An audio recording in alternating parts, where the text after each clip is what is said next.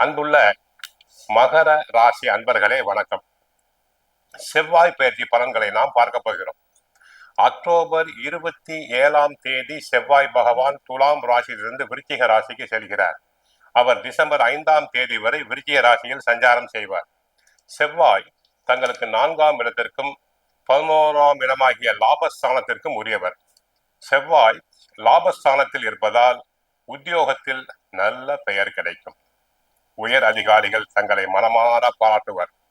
மற்றவர்களுடைய வேலையும் சேர்த்து செய்து புகழ் பெறுவீர்.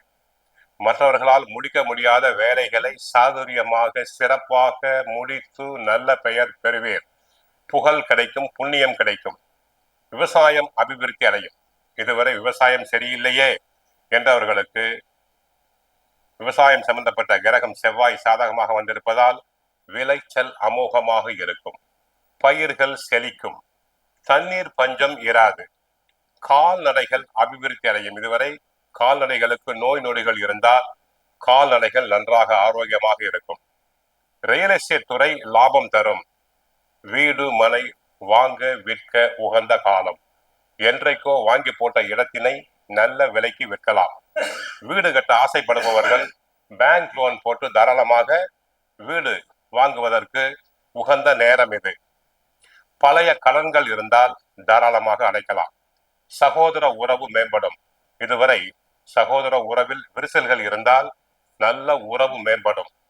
பங்காளிகளுக்குள் பிரச்சனைகள் இருந்தால் நல்ல ஒற்றுமை உண்டாகும். மனை வீடு வாங்க விற்க உகந்த நேரம். ஆக மொத்தம் மகர ராசினருக்கு லாபஸ்தானத்திற்கு செவ்வாய் சென்று குரு பார்வையை பெறுவது மிகவும் ஒரு யோகமான காலம். பழைய கடன்களை அடைப்பீர். தடங்கலான சுபகாரியங்கள் நடைபெறும். பெண்களுக்கு மனதிற்கு பிடித்த வரன் அமையும். விவசாயம் செழிக்கும். உத்தியோகத்தில் பெருமை புகழ் கிடைக்கும். ரியல் எஸ்டேட் துறை நன்மை அளிக்கும். கோயிலுக்கு சென்றால் முருகனை வழிபடுங்கள். கந்த சஷ்டி பாராயணம் செய்யுங்கள். வாழ்க வளமுடன், மங்களம் உண்டாகட்டும்.